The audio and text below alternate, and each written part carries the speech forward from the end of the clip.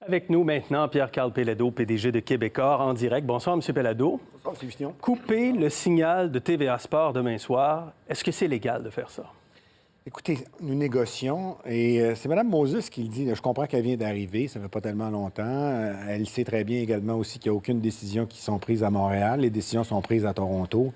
Elle dit elle-même que ça fait des mois et des mois, même ça fait des années que nous négocions avec Bell.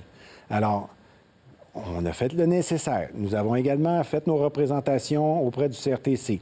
Nous avons dit au CRTC, vous l'avez mentionné dans les questions que vous lui posiez, comment se fait-il que c'est le seul distributeur au Québec qui n'accepte pas le tarif qui est proposé par TVA Sport, c'est le seul, mais c'est Bell.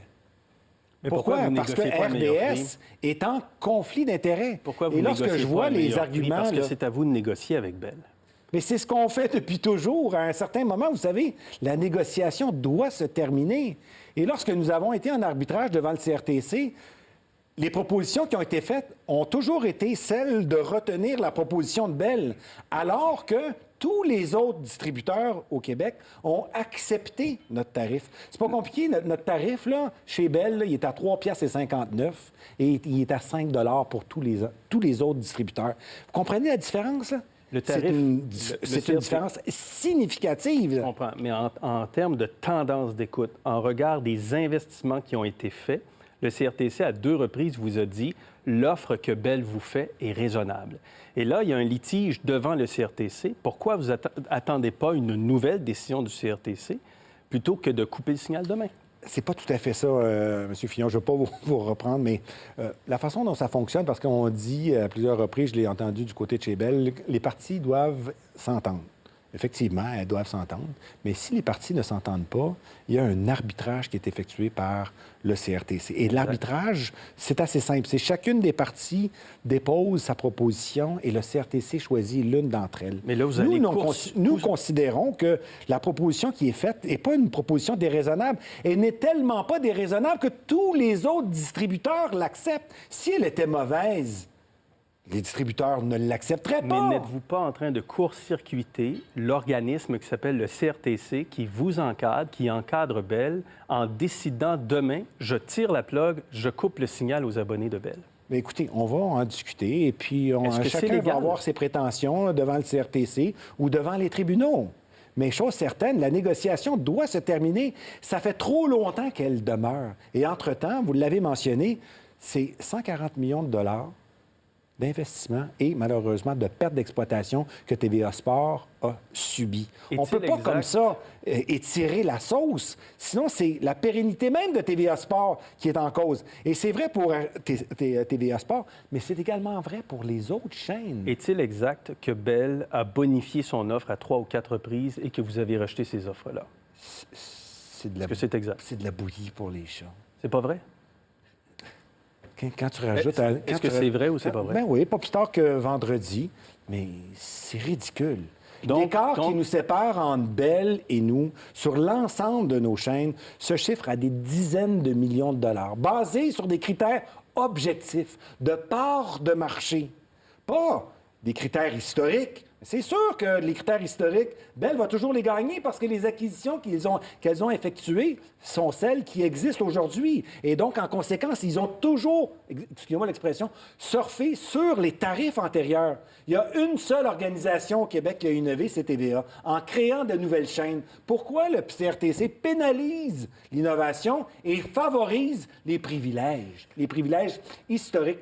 C'est pas comme ça que ça fonctionne. En tout cas, c'est pas comme ça que ça devrait fonctionner. J'entends bien vos arguments, M. Péladeau. Est-ce que vous prenez pas les citoyens québécois en otage, comme dit Mme de Bell, Mme Moses, en leur coupant le signal demain soir? Moi, j'ai tendance plutôt à dire que c'est Bell qui prend les citoyens en otage en n'acceptant pas des tarifs qui sont raisonnables, qui sont basés sur des critères objectifs. Je vous le répète, à un certain moment, la négociation doit se terminer. Mais le CRTC, j'insiste, dit une négociation commerciale entre 2 entreprises ne doit pas mener au retrait du signal et pénaliser les citoyens qui écoutent la télé. Non, on verra. On va débattre devant le CRTC, devant les tribunaux, des arguments respectifs de chacune des parties. Ceci étant, M. Fillon, vous sachiez là, qu'aux États-Unis, c'est comme ça que ça se passe. Et c'est comme ça que ça se passe qui fait en sorte que nous sommes en mesure d'établir adéquatement, justement, la juste valeur des chaînes. Parce que certains sont prêts à payer pour tel prix. Et si c'est trop élevé, vous n'en faites pas.